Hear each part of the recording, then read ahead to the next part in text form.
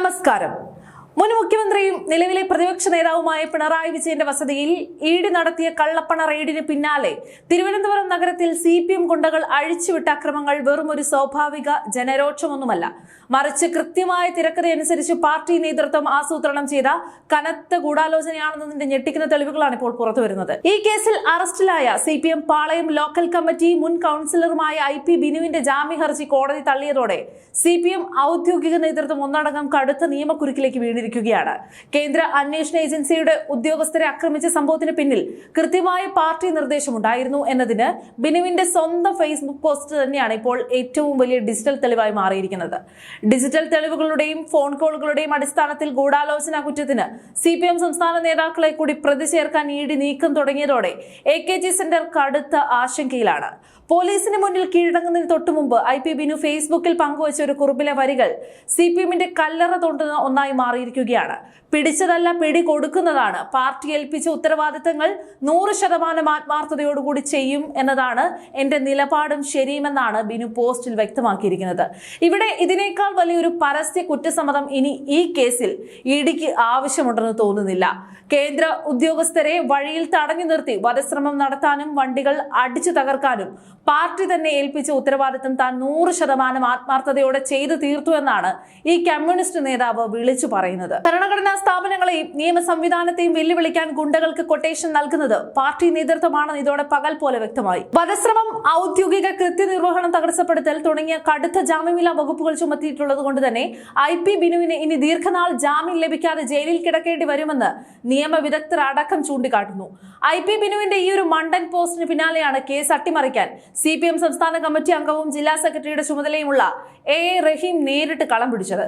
അക്രമികൾ തകർത്ത വാടകക്കാരന്റെ ഡ്രൈവറായ ശ്യാം താനൊരു പാർട്ടി അനുഭാവിയായിരുന്നിട്ടും തന്റെ ഏക ഉപജീവനമാർഗം CPM ഗുണ്ടകൾ തകർത്തതിലുള്ള വിഷമം മാധ്യമങ്ങൾക്ക് മുന്നിൽ പൊട്ടിക്കരഞ്ഞുകൊണ്ട് പങ്കുവച്ചിരുന്നു. ഈ കേസിൽ ഒന്നാം സാക്ഷിയാകാൻ സാധ്യതയുള്ള വ്യക്തിയാണ് ഈ ഒരു ഡ്രൈവർ. ഇത് മനസ്സിലാക്കിയ AA റഹീം ഒട്ടും വൈകാതെ ശ്യാമിനെ നേരിട്ട് വിളിച്ച് സംസാരിക്കുകയും കാറിന്റെ കേടുപാടുകൾ തീർക്കാൻ പാർട്ടി വകയായി വലിയൊരു തുക നഷ്ടപരിഹാരം നൽകുമെന്നും പ്രഖ്യാപിക്കുകയായിരുന്നു.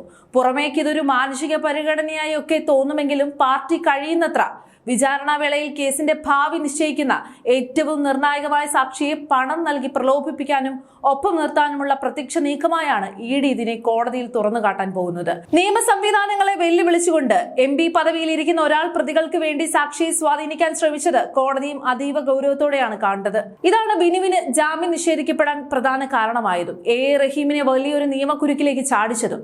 സാക്ഷികളെ സ്വാധീനിക്കാനും ഡിജിറ്റൽ തെളിവുകൾ നശിപ്പിക്കാനും പ്രതിഭാഗം പരസ്യമായി ശ്രമിക്കുന്നു എന്നതിന് ഇതിനേക്കാൾ വലിയ തെളിവ് ഇനി പ്രോസിക്യൂഷന് ആവശ്യമില്ല.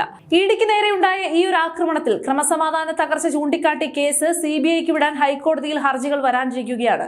കേസ് CBIയുടെ കൈകളിൽ എത്തുന്നതോടെ അന്വേഷണം CPMന്റെ സംസ്ഥാന നേതൃത്വത്തിലേക്ക് നേരിട്ടെത്തും. പാർട്ടി ഏൽപ്പിച്ച ഉത്തരവാദിത്തമാണ് താൻ ചെയ്തതെന്ന IP ബിനുവിന്റെ വെളിപ്പെടുത്തലും AA റഹീം നടത്തിയ സാമ്പത്തിക ഇടപാടുകൾ മുൻനിർത്തി ഗൂഢാലോചനയിൽ പങ്കാളികളായ വമ്പൻ സ്രാവുകളെ ചോദ്യം ചെയ്യാനും അറസ്റ്റ് ചെയ്യാനും കേന്ദ്ര ഏജൻസികൾക്ക് യാതൊരുവിധ തടസ്സവും ഉണ്ടാകില്ല. രാഷ്ട്രീയ പ്രതിരോധത്തിന്റെ ഭാഗമായി CPM അഴിച്ചുവിട്ട കലാപം ഇപ്പോൾ പാർട്ടിയുടെ തന്നെ അന്തകനായി മാറുന്ന കാഴ്ചയാണ് തലസ്ഥാനത്ത് നമ്മൾ കണ്ടത്. നിയമത്തിന് മുന്നിൽ കമ്മ്യൂണിസ്റ്റ് തന്ത്രങ്ങൾ ഫലിക്കില്ലെന്ന് കോടതി തെളിയിച്ചു കഴിഞ്ഞു. പിടിച്ചതല്ല പിടി കൊടുത്തതാണെന്ന് പറഞ്ഞ് മാസ് കാണിക്കാൻ നോക്കിയ CPM നേതാവ് IP ബിനുവിന് കോടതി ജാമ്യം നിഷേധിച്ചതോടെ കമ്മ്യൂണിസ്റ്റ് പാർട്ടിയുടെ ക്രിമിനൽ മുഖംമൂടിയാണ് അഴിഞ്ഞു വീണത്. ED ഉദ്യോഗസ്ഥരെ ആക്രമിക്കാൻ AKG സെന്ററിൽ നിന്നും ഏൽപ്പിച്ച ഉത്തരവാദിത്തം താൻ ഭംഗിയായി ചെയ്തുവെന്ന് ഫേസ്ബുക്കിലൂടെ കുറ്റസമ്മതം നടത്തിയ ബിനു ഇനി ദീർഘനാൾ ജയിലിൽ കിടക്കേണ്ടി വരും. കേസിലെ ഒന്നാം സാക്ഷിയായി ഡ്രൈവറെ പണം കൊടുത്ത് ഒതുക്കാൻ നോക്കിയ AA റഹീം MPയും ഇതോടെ കൃത്യമായി കുടുങ്ങിക്കഴിഞ്ഞു. ഈ വധശ്രമ കേസ് CBIക്ക് വിടുന്നതോടെ ഗൂഢാലോചന നടത്തിയ വലിയ നേതാക്കളെല്ലാം അകത്താകും. ഗുണ്ടാരാഷ്ട്രീയം കളിച്ച് കേന്ദ്ര ഏജൻസികളെ പേടിപ്പിക്കാമെന്ന് കരുതിയവരുടെ കഷ്ടകാലം തുടങ്ങിക്കഴിഞ്ഞു.